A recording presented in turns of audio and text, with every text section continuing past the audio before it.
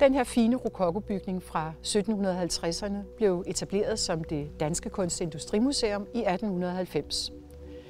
I 2020 blev det besluttet at lave en kæmpe renovering af den her enestående nationale bygningskultur.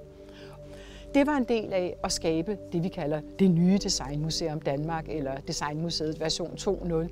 Så det var jo ikke nok bare at restaurere bygningen. Vi ønskede også at formidle vores samling og indhold og hele designs formål på nye måder. Velkommen til Designmuseet. Akut er Designmuseum Danmarks udstillingsrum dedikeret til aktuelle tendenser, temaer og den scene, som design og kunsthåndværk udgør i dag. Det er formålet at sætte fokus på, hvordan designere, kunsthåndværkere, arkitekter og andre udøvende engagerer sig i den verden og den forandring, som vi står i lige nu. Det er vigtigt for museet at have en platform som det her ved siden af vores historiske samlinger og ved siden af de særudstillinger, hvor vi kan vise, hvordan de fagområder, som vi dækker, går ind og både aktivt afspejler, tager del i og byder ind i den verden og den forandring, som foregår i de her år.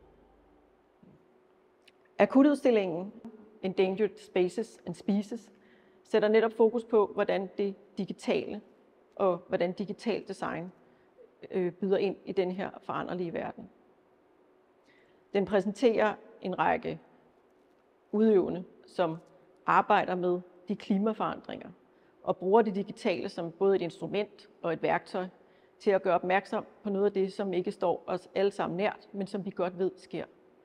Vi hører om de store klimaforandringer, og vi ved, at verden forandrer sig. Vi ved, at biodiversiteten er truet. Vi ved, at både planter og dyr er uddøende. Og vi ved også, at den verden, vi kender, vil forandre sig. Men det er stadig meget, meget langt væk fra mange af os. Og med de her redskaber og værktøjer, som arkitekterne og designerne og kunstnerne bruger, kan de være med til at gøre os opmærksom på, hvad det er for en forandring, der sker, og dermed være med til at skabe både opmærksomhed, men også at skabe forandring af adfærd. Den ene af dem, vi viser her, er den digitale kunstner og designer Ida Lisner. Ida arbejder med digital animation, og det gør hun ved at skabe fortællinger. Det gør hun ved at skabe nogle visuelle, poetiske universer, hvor hun genfortolker det, som har været, og det, som er ved at gå tabt. Men hun kobler det også til en mulig fremtid. Hun så at sige sammensmelter fortid, nutid og en mulig fremtid. Og på den måde giver hun os selvfølgelig et møde med fortvivlelsen, vi står i, men hun giver os også et håb. Og kan måske få os med til at forandre den adfærd, vi er i gang med nu, ved at give os håb om, at der er en vej derhen. Ja, mit videoværk, The Sky Has Not Fallen Yet, er faktisk inspireret af noget, som forfatteren og forskeren Donna Haraway engang sagde i en podcast, da hun talte om, hvordan vi ligesom skal forholde os til klimaforandringer og masseuddøen, at The Sky Has Not Fallen Yet, vi har stadigvæk mulighed for at gøre noget, mulighed for at få indflydelse. Og jeg blev ret interesseret i den her måde at tænke på sådan håb og fortvivlelse, hvordan man ligesom skal overleve på en planet, der er skadet, en planet, der er gået i stykker. Og rigtig mange af mine videoer handler ligesom om de her kontraster, der ligger i, hvordan vi forholder os til det. Så for eksempel, hvordan kan man trives, hvordan kan man overleve, hvordan kan man ligesom forholde sig håbefuldt, hvordan kan man have den form for desperation, det også kræver at kunne modarbejde det. Hvordan kan man forklare noget, der bliver holdt oppe samtidig med noget, der bliver sådan tynget nedad. Så det er ligesom de kontraster, jeg forsøger at visualisere i mine videoer. Videoen finder sted i et alienagtigt landskab, hvor at naturen på en måde er, som vi kender den, men der er også noget, der er forandret. Farverne på planterne ser på en måde syge ud, men også som om de er i live. Og det giver ligesom den her følelse af, at naturen har forandret sig, men den lever stadig. I videoen så ser man den her struktur, som både er på en måde en skulptur, men også en organisk vækst, som både holder ligesom hulen oppe, samtidig med, at det virker som om den har overtaget det hele. Så prøver ligesom at fortælle den her historie om noget, der både sådan der suger livet og kraften ud af noget, samtidig med, at det holder det kørende, holder det oppe. Og landskabet har de her lidt syge farver, som er lidt surrealistiske, men samtidig minder om naturen, som vi kender den. Så man kan få en følelse af det her velkendte naturlige univers, samtidig med, at det føles fremmed og giftigt og anderledes. I en anden video, jeg har lavet, The Remembering of Nemo Sign, arbejder jeg ligesom med, hvordan man kan konservere minder om naturen, når den forsvinder. Og den her video specifikt arbejder med en sommerfuglart, der hedder Mnemosyne, som er opkaldt efter den græske gudinde for hukommelse. Jeg er interesseret i, hvordan vi husker arter efter de forsvinder, og hvordan vi kan mindes natur, der ikke længere er her. Både i vores egne personlige minder, men også i vores fælles hukommelse og forståelse. I videoen møder vi den her abstraktion over sommerfuglarten Mnemosyne, som eksisterer som en masse, som ikke længere har nogen konkret form, men stadigvæk eksisterer og stadigvæk tager plads i det her surrealistiske landskab. Jeg synes godt, at man kan blive ret numb eller følelseskold omkring de ting, der sker, fordi det er så uoverskueligt og så overvældende. Men det, jeg prøver at gøre med mit arbejde, er ligesom at skabe et rum, hvor folk kan forbinde sig til det, de måske har glemt, eller de ting, de ikke længere føler sig stærkt omkring, men at jeg ligesom åbner en form for portal, hvor man kan finde tilbage til det. I min video Cave Museum, som er en del af et større projekt, der hedder Garden of Earthly Survival, arbejder jeg med, hvordan naturen og landskaber kan fortælle historier. Og jeg bruger de her digitale medier, 3D-rendering og 3D-modellering, til ligesom at skabe de her steder, som ellers ikke vil være tilgængelige for os at se. Så jeg prøver ligesom at bruge medierne til at spille på de ting, som vi allerede kender og forstår fra naturen, og så tilføre et lag af overnaturlig eller fantasy, som gør, at det åbner lidt et forestillingsrum, hvor noget andet kan ske, hvor vi ligesom er åbne over for andre måder at se verden på, se naturen på og forstå vores egen relation til naturen på. Efter mange år, hvor jeg har arbejdet hovedsageligt på computeren og med digitale medier, fik jeg pludselig en følelse af at være sådan overvældet af, sådan, hvor meget billedmateriale der findes, og også i takt med, at AI overtager mere og mere den visuelle produktion, vi oplever, så var det som om, at det føles ligegyldigt. Jeg mistede lidt interessen for det, og havde en periode, hvor jeg var meget i tvivl om, hvordan jeg ligesom skulle komme videre med det. Men så begyndte jeg ligesom at prøve at finde ud af, hvordan jeg kunne oversætte mine digitale verdener til fysiske objekter. Og siden da jeg begyndte at 3D-printe rigtig meget og prøve at lave de her universer som fysiske objekter og se, hvordan jeg kan bruge en kombination af skulptur og fotografi til at skabe de her verdener, men også at tænke mere i større installationer, som kombinerer både det digitale og det fysiske. Min skulptur handler lidt ligesom mine digitale værker meget om at konservere minder fra naturen og hvordan vi ligesom husker ting, når de forsvinder. Og jeg plejer at kalde de her skulpturer for alembics, som er en reference til et begreb for 3D-rendering, som er sådan et kompakt filformat, man bruger til at udveksle informationer på tværs af software, og så bruger jeg det lidt som en form for sådan udvekslingsformat til at viderebringe de her minder, som er en sammensmeltning af grene og rødder og blomster og svampe og synapser og kød og blod. Altså det er ligesom en form for kompakt udgave af mine digitale verdener. Det at gøre mine digitale verdener til fysiske objekter gør ligesom, at man kan forholde sig til dem på en anden måde. De får en plads i det fysiske rum og en taktilitet, som gør, at de på en måde får en anden berettigelse, end de digitale værker får. Og ligesom med mine digitale verdener, hvor at jeg tit arbejder med at gøre folk i tvivl om, hvad det er, de kigger på. Er det her video? Er det her rendering? Er det fysisk? Findes det i virkeligheden? Kan jeg også godt lide at arbejde med, at mine fysiske objekter skaber tvivl om de findes i virkeligheden, eller om de er digitale.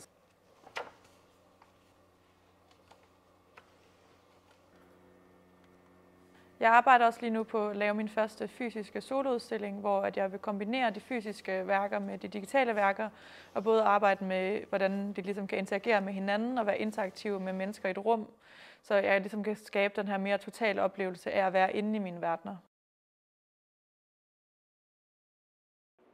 De andre, vi viser her på udstillingen, er Tideland Studio, og de arbejder med det digitale på en anden måde.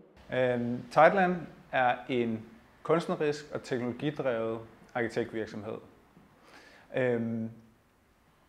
Vi arbejder med kunstprojekter og udstillinger, vi laver arkitektur, vi laver byrum, vi laver film.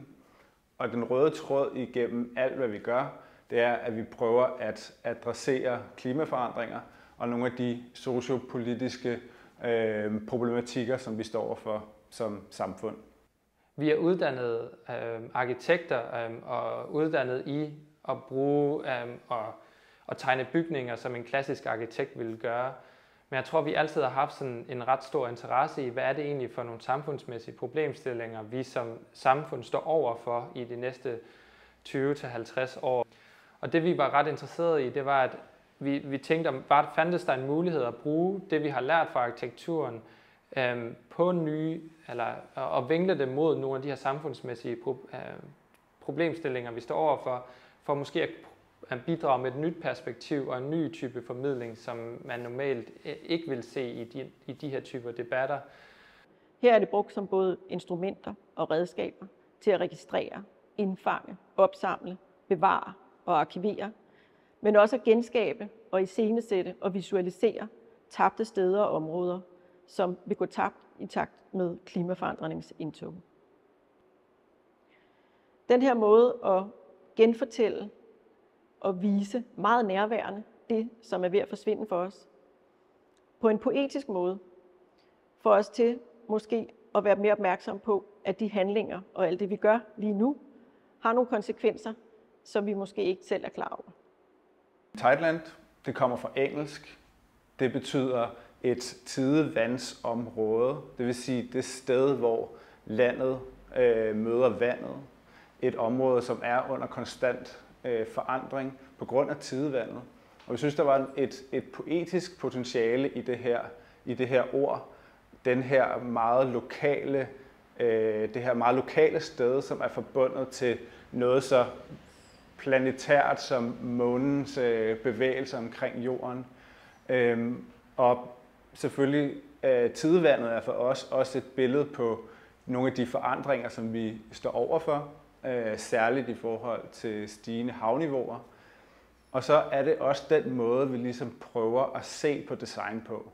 Vi prøver at se det som ikke noget, der er et objekt, et statisk objekt, men et system. Altså, vores arkitektur er i konstant bevægelse, vores byer er i konstant bevægelse, så det er en måde ligesom at tilgå design på som noget flydende, noget levende. Endangered Spaces udstillingen på Designmuseet Danmark kommer fra er en del af det researchprojekt, som vi kalder Archive of Endangered Spaces. Det vi så har udstillet på Designmuseet er det første eksperiment eller den første fil i det her arkiv, hvor vi tog til Svalbard. Og grunden til, at vi tog til Svalbard, det var, at Svalbard er det nordligste permanent beboet sted i verden. Og også en af de steder i verden, hvor klimaforandringerne faktisk opleves allermest. Så vi tog derop med alt vores udstyr, som var alt fra droner til 3D-scannere, for ligesom at gå ud og se, kan vi indfange de her klimaforandringer, kan vi se klimaforandringerne direkte i landskabet, og tage dem med hjem, og så skabe en oplevelse på Designmuseet. Archive of Endangered Spaces er som sagt også et forskningsprojekt, som vi ønsker at udfolde over en længere periode. Og Svalbard var ligesom den her første fil og det første eksperiment i, hvordan er det, man arbejder eller indfanger landskaber. Men vi har også til mål, at vi i fremtiden gerne vil ud og indfange flere områder, som er truet af netop klimaforandringerne. Og det er nogle af de steder, som vi har snakket om hos os, det er hos Tideland Studio, er steder som for eksempel koralrevet. Er det muligt at gå ned under vandet og bruge nogle af de samme teknologier til at indfange korallerne, sådan at vi kan opleve det i fremtiden. Men det kunne også godt være steder til for eksempel Amazonas, hvor at skovene er i gang med at blive fældet væk, eller skovbrande, som vi har hørt rigtig meget om i foråret. Det kunne være spændende ligesom at indfange til en del af det her arkiv. Og den her måde med både at på den ene side genskabe en fortid, som har været, pege den ind i vores samtid og give os håb om en fremtid. Der er det digitale med til at understøtte noget, som ikke andre medier kan. På den måde er det digital og digital design, som vi iscenesætter her, jo også en slags nutidens håndværk og hvor vi kommer helt tæt på, hvordan at både de unge designere og arkitekter arbejder med det helt processuelt, men også i deres færdige produktioner. Newark er et byrum, og det er et kunstværk, som er skabt til den nye arkitektskole i Aarhus. Det er et værk, hvor vi prøver at italesætte nogle af de udfordringer, som vi står overfor i forhold til klimaforandringerne, særligt de stigende havniveauer. Det, som du skal forestille dig, det er, at vi om 100 år står i en situation, hvor at Aarhus er oversvømmet. Aarhus Arkitektskole ligger som den her bibelske ark ude på vandet, og op fra taget af den her bygning, der kaster vi de her store redningskranse ned. Og der, hvor de lander i byrummet, der spreder der sig bølger på overfladen. Det er ligesom en form for performance, kan man sige, eller et ekko fra fremtiden, som vi ligesom har prøvet at fastfryse i et øjeblik. Så de her bølger er fanget i de her store betonfliser, og redningskransene ligger som de her skinnende nærmest smykker i byrummet og lyser op. Newark er et projekt, som så vidt vi ved, er det verdens største overflade af unikke betonfliser. Det, som vi kan se i dag, når vi går rundt i byrummet, det er, hvordan at folk ligesom går på opdagelse i landskabet, og der er den her fornemmelse af at gå igennem byrummet og mærke vandet under sine fodsåler, som giver en særlig dynamik. Altså man kunne nærmest sige, at bølgernes rytme og kroppens rytme på en eller anden måde smelter sammen. Og på den måde så får vi også skabt en oplevelse, som faktisk styrker det her lidt udfordrende rum. Den her smalle passage med bygninger på hver side. Men lige pludselig så bliver det at gå igennem passagen en meget mindful oplevelse. Det bliver noget, hvor du bliver opmærksom på dine bevægelser, på dine fødder. Og på den måde så er det faktisk med til at styrke oplevelsen af den omkringliggende arkitektur og vise nogle af de oplevelser, som gør det til et spændende område. Teknologierne for os er en måde at kigge på et landskab på. Det er en måde at højne vores eget sanseapparat og arbejde med landskabet på en respektfuld måde. Så for eksempel, når vi arbejder med droner, når vi arbejder med 3D-scannere, med datavisualisering, så er det en måde at forstå det sted, vi er. Det er en måde at kortlægge, for eksempel, hvad det er for nogle arter, som er i det her område, hvad det er for en historie, som vi ligesom kan spore i landskabets bevægelser, eller i de bygninger, der er på stedet. Så det handler alt sammen for os om ligesom at forstå på et dybere plan, hvad det er for et sted, vi arbejder med. Teknologi har jo altid været med til at præge arkitekturen, både i måden, vi designer og måden, vi bygger på. Nogle af de teknologier, som vi er særligt interesseret i, sådan noget som 3D-printer og robotter, er teknologier, som gør os i stand til ret præcist at bearbejde materialer. Og det giver os en frihed i forhold til, hvad det er for nogle former, vi kan skabe i vores arkitektur. Det har flere fordele. For eksempel kan vi sige, at traditionelt så har der været en meget der har været mange led imellem arkitektens tegninger og så den færdige bygning. Men i fremtiden vil vi i højere grad se, at arkitekten kan sidde ude på byggepladsen og lave en streg, som vil blive direkte oversat til for eksempel en robots bevægelse. Det vil gøre det muligt for os at skabe elementer direkte på byggepladsen, kunne lave ændringer, kunne samarbejde meget tættere sammen med dem, der er på byggepladsen. Og det tror jeg er en af de store styrker, som vi ser i de her teknologier. Vi vil også se, at vi kigger ind i en fremtid, hvor arkitekturen bliver mere intelligent, bliver mere levende,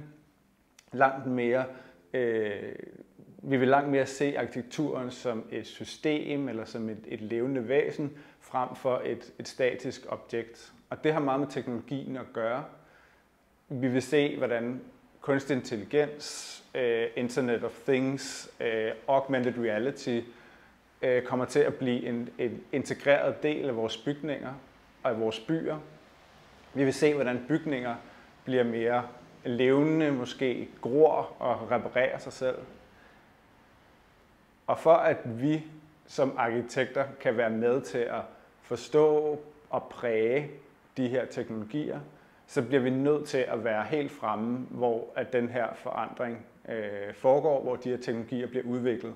Fordi ellers så kigger vi ind i en fremtid, hvor at arkitekten er en softwareudvikler eller et stort tech-firma. Og vi skal være sikre på, at de bygninger, vi laver i fremtiden, det er nogen, der faktisk forbedrer vores livskvalitet, gør, at vi lever sundere, lever sjovere, og at det ikke er bygningen, der ligesom modarbejder det levede liv.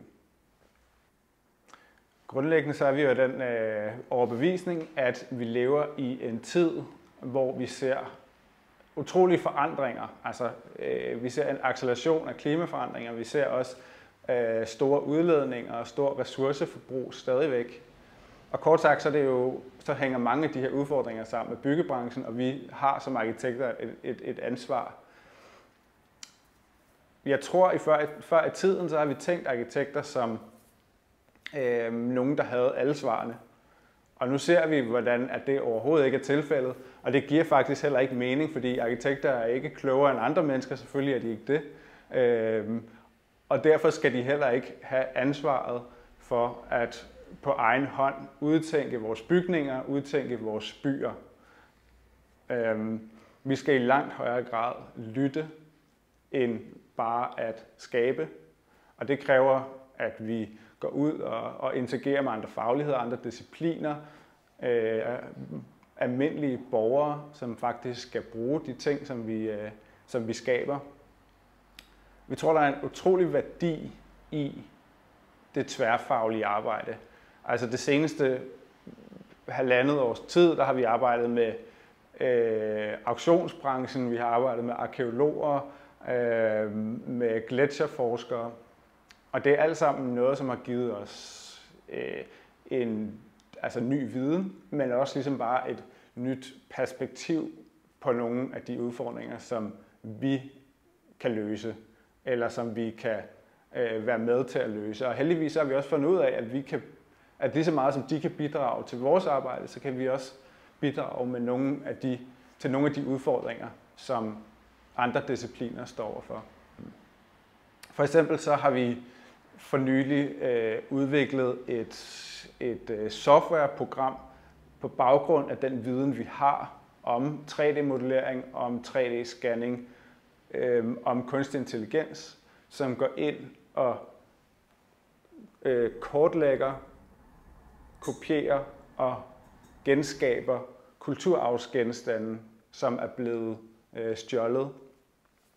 Så det, som det her program det gør, det er, at det kan gå ind og genskabe kulturarv, som bliver lagt op på det sorte marked, på online markedspladser, inden at de her genstande forsvinder ind i private samlinger. Så det er jo et eksempel på, hvad der kan komme ud af et tværfagligt samarbejde, som vi ikke ville kunne have lavet alene som arkitekter, men hvor vi også selv kan bidrage med noget netop i forhold til de kompetencer og teknologier, som vi har. Udstillingen er interessant, fordi at den afspejler, hvordan at de unge her bruger digital design til både at udforske og bevare og gemme og også præsentere en fortid ind i en fremtid. På mange måder er det her også illustrationer af noget af det, som er lige ind i det, som er museets kerneopgave, netop at bevare og præsentere det, som har været. Det er vigtigt for museet at have en platform som denne her, hvor vi ved siden af også at vise vores historiske samlinger og særudstillinger, kan sætte fokus på, hvordan at de her faglige områder, vi har her på museet, også er engageret, udvikler sig, tilpasser sig og byder sig ind i de aktuelle tendenser og temaer, som der er i verden og i en verden i forandring lige nu.